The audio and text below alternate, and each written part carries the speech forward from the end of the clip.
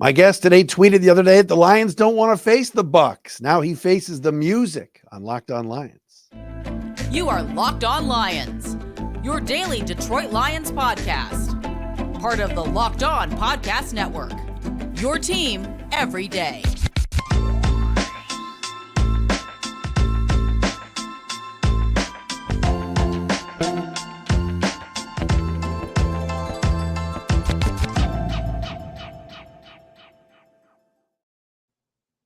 What's good, everybody? Matt Derry with you. It is another edition of Locked On Lions right here on the Locked On Podcast Network. Your team every day on a Wednesday, January 17th and a Thursday, January 18th. Thanks for making us your first listen. Checking us out wherever you get your podcast. Locked On Lions today brought to you by Jase Medical. Empower yourself when you purchase a Jase case, providing you with a personal supply of 5 antibiotics that treat over 50 infections. Get yours today at jasemedical.com. Use code LOCKEDON to get $20 off your order. That's JASE medical.com. Lions and Bucs get ready for Sunday, 3 o'clock, divisional round of the NFL playoffs. Our guest today needs no introduction. He's a Locked On alum. He does a great job for Pro Football Focus. You guys all know we love PFF. Trevor Sikkema is with us today. Trev, great to see you. Yeah, I appreciate you having me on, Matt. A playoff edition of us kind of getting together and doing a podcast. So how about that? How about that? All right. So I was tooling on you yesterday. I said, I got to have this guy on. We love having Trevor on because you wrote the other day on Twitter at Tampa Bay Trade, TRE. The Detroit Lions don't want to face the Tampa Bay Buccaneers in the playoffs. I've often said this. Now, I know you. We've known each other for years, so I laughed. But I saw some of the replies, and I'm like, oh, boy, here I got to get him on and to talk about it. You've always kind of been a Bucs. I'm not going to say you're a Bucs stan, but you've always supported them a little bit. But I know you like the Lions, too. But what made you put that out on the Twitter sphere the other day? Yeah. Unfortunately, I'm not going to stand as hard on that to create, like a first take, version of this show, Skip and Shannon or whatever. But, it's funny. That game's going on. The Bucs are beating a terrible Eagles team, and I'm sure that we'll kind of get into that as we go throughout the show. But I'm having a little fun on Twitter. The Bucs weren't really supposed to make the playoffs, ended up winning the division, albeit a bad division, end up winning the first round of the playoffs. So I'm having a little fun on Twitter, and so I kind of throw that out there as a little bit of sarcasm because, let's face it, the Lions have long been this season one of the favorites to be NFC champions and everything, and the Bucs, well, they weren't. So a little bit of sarcasm in that tweet that I don't think people caught enough, but I think that's just the playoff juices that everybody's gotten flowing.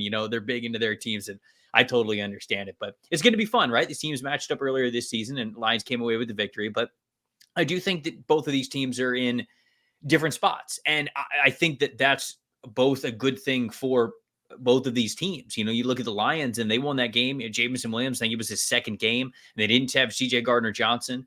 They were out a couple of other starters and really key players in that game and still came away with the win, and it was in Tampa. Meanwhile, the Bucs were not a good team at that point, and even though, they're not world beaters now, they are a better version of that team. So for both, I say both teams are very different than when they played earlier this season, and I think that's a good thing for both of these teams that should make for at least an entertaining matchup to start this thing. What do you think? Certainly Vegas, our friends at FanDuel, immediately opened up about Lions at 6.5, 6. Do you think that's accurate? Yeah, I would say that that's accurate. I really would. The Lions have just been they've been a house, as my friend Dave Salfaro says. They've been just a team that nobody wants to mess with. And they're a team that I said this on Twitter earlier as well. I'm sure that Lions fans didn't catch this one, but I said that the Lions are one of the easiest teams to root for that I've ever seen. This coaching staff, Brad Holmes, the way that they've drafted, the way that they've gone about this process, they've trusted how they've done it. And now they've got their guys on the field. They have everybody that they want on this team. Not to say that it's perfect, not individually, but it can be perfect together for their vision and where they're going. And that's what makes the Lions so much fun to watch. And I do think that 6 was probably, if I would have guessed the line, I probably would have said something right under a touchdown, right around a touchdown, because of how well that team's playing. And look, I teased it a couple of minutes before. You got to be honest about how Tampa got here, right? When you talk about a preview of this game and how it's going to go, sure, every game starts out 0-0. Anybody's got a chance to beat anybody. But Tampa's last 3 games, go back to week 17. They're playing the New Orleans Saints in Tampa, and it was a win and you are in. Win and you don't even need week 18.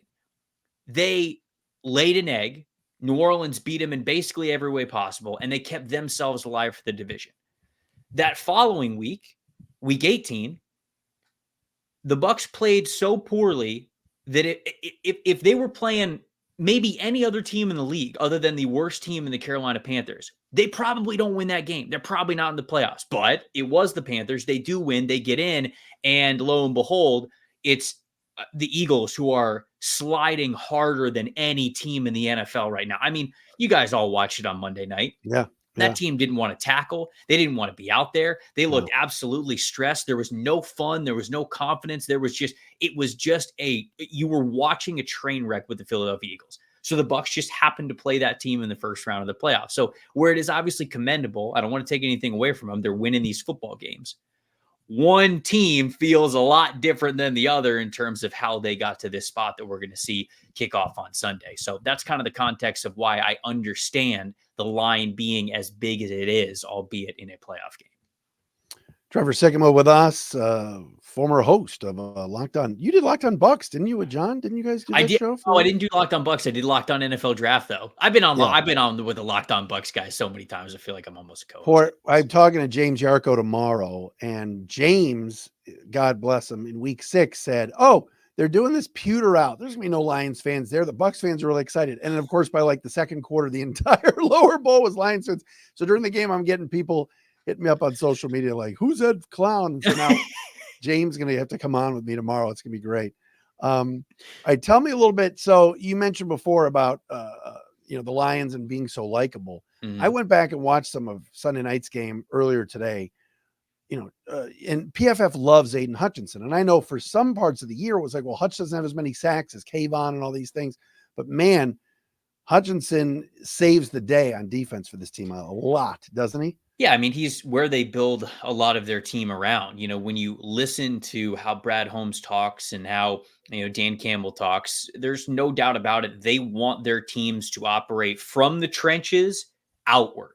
And so I think a lot of Lions fans would say, as a draft guy, when I look at potential team needs and things that they could do this upcoming offseason, maybe another good interior defensive lineman to play next to Aleem McNeil, another good edge rusher to play opposite Aiden Hutchinson. Like those things are in the cards for them. But working with what they have now, there's no question that the pressures that Hutchinson delivers for this team affects how they play defense. And Aiden had over 100 total pressures this season. He's one of like 6 guys to do that. Like in the PFF era, just not many people have ever been able to record over 100 pressures. That's insane. So when people talk about, maybe the lack of sacks, things like that, we are very much a disruption is production, to quote Josh Norris, kind of a company where you are doing your job if you are still forcing the quarterback to get off platform or to force the offensive line to always be shifting your way. And I don't know. I feel like Hutchinson sometimes gets a bad rap because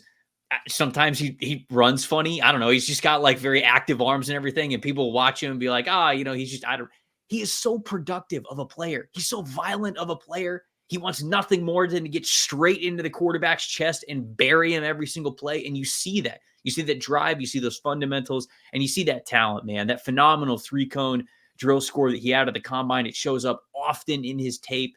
And that's why you see that kind of production of getting over 100 total pressure. So there's no question about it that Aiden Hutchinson is kind of how this thing runs through. And he'll have a fun challenge going up against Bucs right tackle Luke Gedeke, who was sort of a swing interior offensive lineman, maybe like sometimes a reserve offensive tackle last year, and he didn't really play very well. But this year, Tristan Wirfs moves from the right side of the line of scrimmage to left. Now Wirfs is playing left tackle. He's one of the best left tackles in the NFL.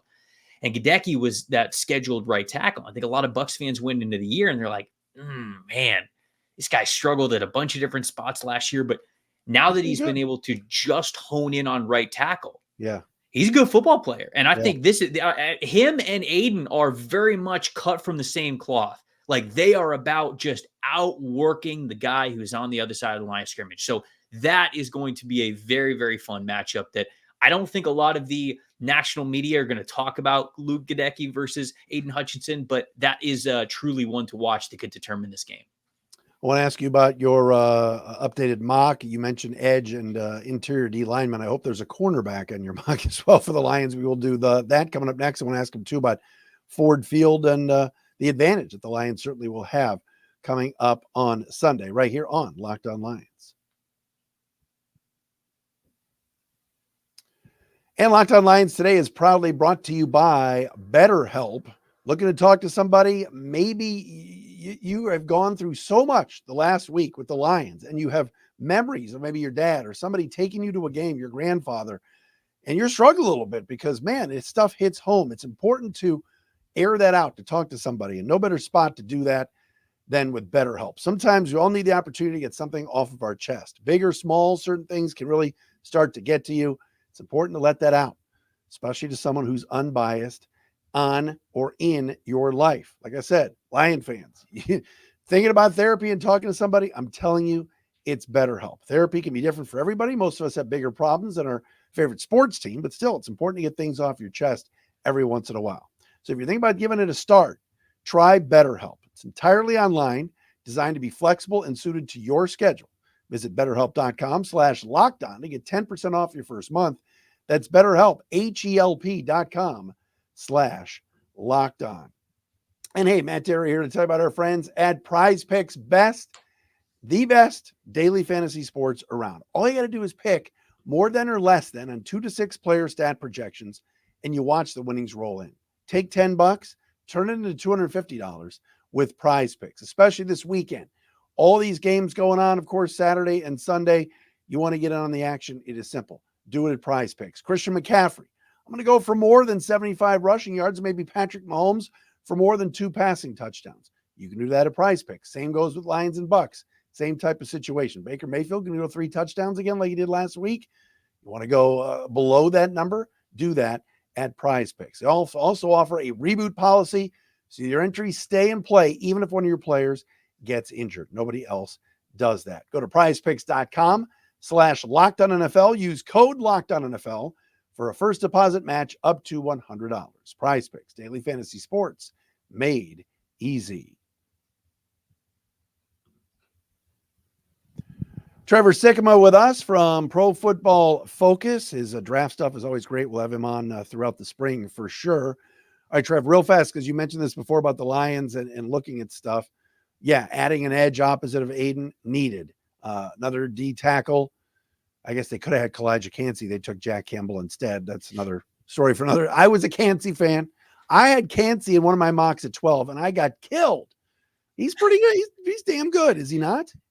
He is their best defensive lineman outside of Vita Vea right now. I would say that he is their best pass rusher outside of well, no, actually, I mean, he's just their best pass rusher, period. I mean, the damage that him and Vita Vea are doing next to each other is fantastic. And I will say, I don't know if he's having this much success right away if he's not next to a man who has his own gravitational pull as big as Vita Vea. But Aleem McNeil is kind of that same size type of a powerful player. So you might have been able to get that from him if he ended up going to Detroit. So yeah, Cansey has turned out to be one heck of a player here his rookie year. But Lions need a corner. I don't know how you feel about the cornerbacks in this draft, but could you see that late first for the Lions? Really good. Now I feel really good about it. I mean, if they really are honing in on corner and getting one at the back end of the first round, they're going to have a lot of different options. I mean, Kool-Aid McKinstry from Alabama, Terrion Arnold from Alabama. I mean, those guys might go a little bit higher in the top 20, but you're putting them on your radar. TJ Tampa, he's a big 6'2", 205-pound corner, outside cornerback from Iowa State. I think that they're going to love the feistiness that he plays with, his willingness to be a run defender. Quinyon Mitchell, more of an off coverage type of a corner. He's not really a press man kind of a guy, but he does have the athleticism to do it. Toledo just did not ask him to do it very often, but he's another good one to keep on your radar. Back-to-back coverage, elite coverage grades over the last couple of seasons. And so to me, there are a ton of cornerback prospects that could be available there at the back end of the first round. No doubt about it. All right, so Sunday it is 3:00. Lions and Bucks will not be a night game, so the lathered up fans, it'll be 5 hours earlier. But what did you think of that crowd Sunday night for Lions and Rams, and how do you think it'll affect this game? No, it was awesome. I mean, even though I don't know how you feel about Boo and Matthew Stafford, I was kind of shocked that they did it, but I'm not too mad. Like, I get it. Yeah. Fans are fans at the end of the day. They were out for blood and getting a win. It didn't matter. You root for your team. And I think I would certainly hope and I believe that most Detroit Lions fans, outside of those 3 hours that they're playing against him, would tell you, man, what Stafford did for this team and this franchise, phenomenal. He gave kind of everything that he had in that regard. But when you're between the lines and you're playing him and he's standing between you and what you're trying to accomplish, what Detroit has not been able to do for so many years, yeah, he's on the other team. He's the enemy. So I do understand, and I hope that context is kind of true, because if so, I definitely believe it. But it does. It shows how passionate Lions fans are and how long they have waited for this, how cool it is that they not only got to host one playoff game, but now two. They're having this opportunity there. And so, man, I think that that's going to be a major factor. They are one of the fan bases that absolutely packs out a stadium as loud as you possibly can for the postseason. And we certainly saw that last week. So I don't expect anything less this coming weekend. Can they rattle Baker? Do you think he's matured to where he'll handle noise, silent counts? I mean, the Rams second half had to burn 2 timeouts because of the crowd. And obviously Stafford's got more years on Baker in the Super Bowl, but what do you think about Mayfield? No, Baker's playing really well. He played really confident against the Philadelphia Eagles. And I think that's an important part of this is kind of where his confidence level is. And even some of those drops, some of those passes that were right there for receivers. I mean, he's just putting them dead on with these guys. So he's playing really, really good football. Didn't play great against the Saints, didn't play great against the Panthers, but certainly played a lot better against the Eagles when the lights were brightest. But this is obviously a completely different animal, right? You're not at home. You are going on the road. It's a good defense that they're going up against. And so that is the big question, is how is Mayfield going to respond to this? I don't think it's a maturity thing with him. Like, I don't think he's going to be reckless with it. But all of that to say, for as good as Mayfield has looked at certain part of this season, he does still have a lot of turnover-worthy plays. Like, it's not like he's turned into this pinpoint accurate thrower. That's not the type of quarterback that he has become, even through his success. So with that already being sort of what you have to deal with Baker Mayfield, the highs and the lows, you think he's not going to play a perfect game. So you're going to see some of those lows. You wonder if those are just multiplied going on the road and having to play in a place like Detroit. Trevor Sikkema with us from PFF. It was interesting, week 6 game. And again, these teams are kind of different from then. And you mentioned Jonah Jackson, Jahmyr Gibbs didn't play. Montgomery got hurt in that game. It was Craig Reynolds down the stretch. Baker missed a lot of throws in that game. Mm-hmm. There were some receivers that got behind that Lions secondary. He connects on those. It's a different game. So you got to figure he's not going to have that type of game again, but it seems like the chemistry with him and Godwin and Evans has been pretty good.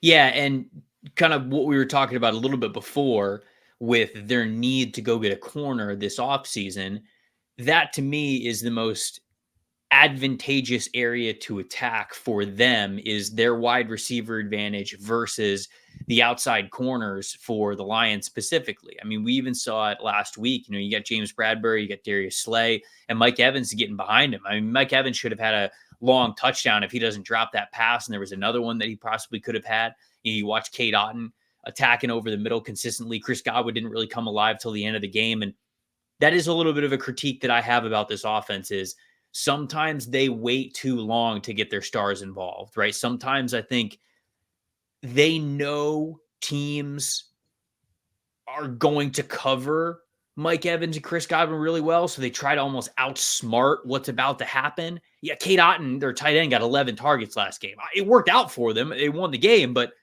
Cade Otton came to getting 11 targets when those other studs are not getting nearly as much. And so for the Buccaneers this upcoming weekend, I think it's important that they simply have to just play to their strengths. Don't try to overthink it. Don't try to go, well, this is what we do well. Because I think this is the case on both sides of the ball. You can't go, oh, this is what we do well, so let's do something different, because then the Lions won't be expecting it. It's not going to go as well. They are not that deep of a team to be able to do that. On both sides of the ball, on offense, you've got to run the offense through Mike Evans and Chris Godwin. You just have to do it. And if the Lions beat you, you got to just kind of wipe your hands of it, tip your hat and say, okay, You covered our best guys. And on the defensive side of the ball, it's the same exact thing. People wonder, okay, well, how aggressive is Todd Bowles going to be? Is he going to be a little bit more conservative, knowing that he won't have as much success in the blitz as he did versus the Eagles this past Monday night? Doesn't really matter. Okay, maybe you're not blitzing as much, but this is your bread and butter. This is how the team is structured.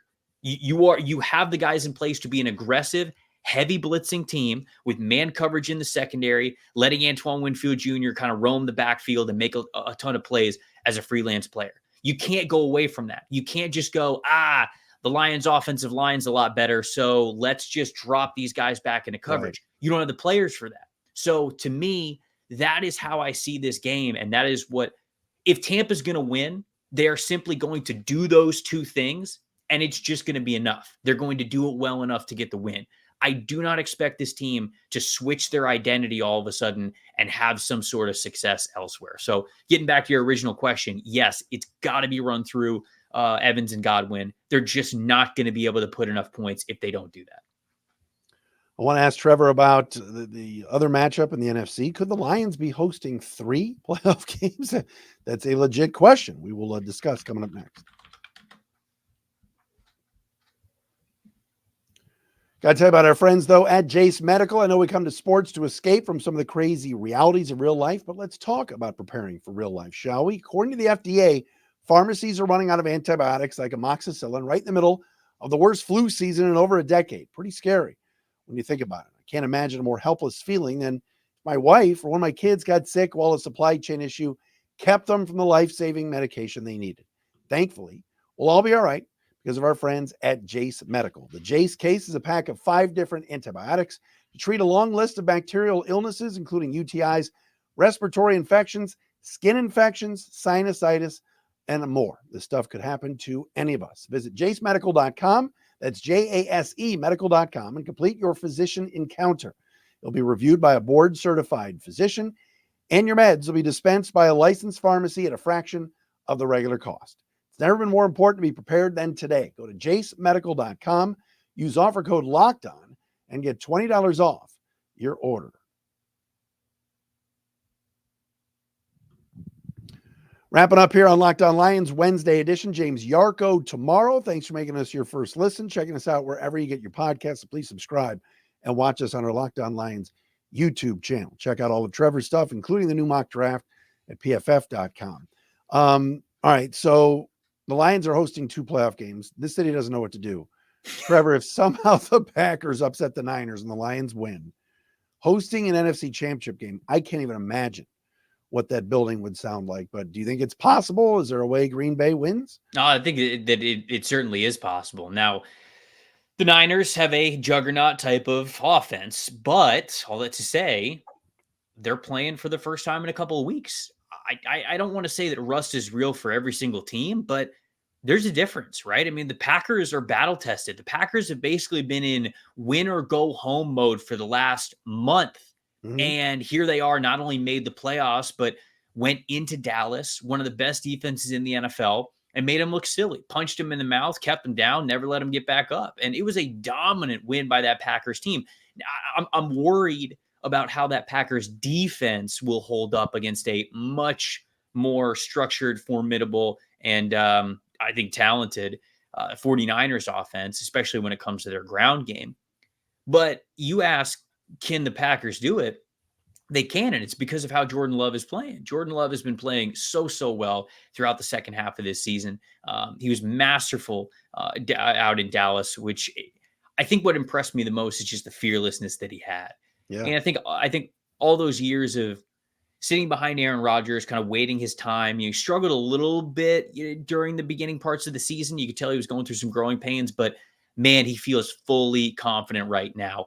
The Packers are a very young offense, right? Young receivers, young tight ends. The offensive line isn't exactly what they thought it would be without David Bakhtiari, but the team is still good. And as long as those young guys don't get scared of the moment, they do have the talent with Jordan Love there at quarterback to make that an interesting game. And like I said, kind of at the beginning of this podcast, every single game starts out 0-0. No matter how much a team is favored by, what they're coming off of, what the recent weeks have been, it's 0-0 when that ball gets kicked off. And I think that the Packers, for how they have played lately, do have a chance to potentially be an upset 7 seed here.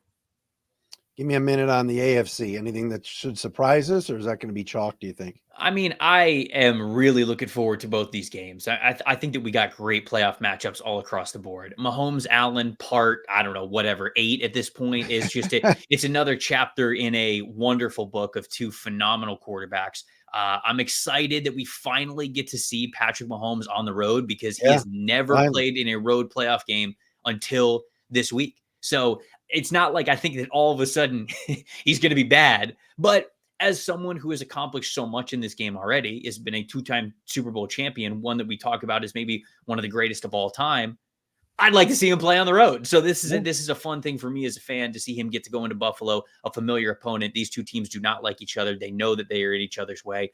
And then how CJ Stroud is playing right now, him versus Baltimore on the road again. It's just, it is something that I'm really looking forward to seeing. So the storylines, the matchups of all of these teams are, it's fantastic. I think that we got 4 great matchups to watch this weekend. Trev, thanks so much. Always great to talk to you and have fun this weekend. I appreciate it, Matt. You as well, my friend.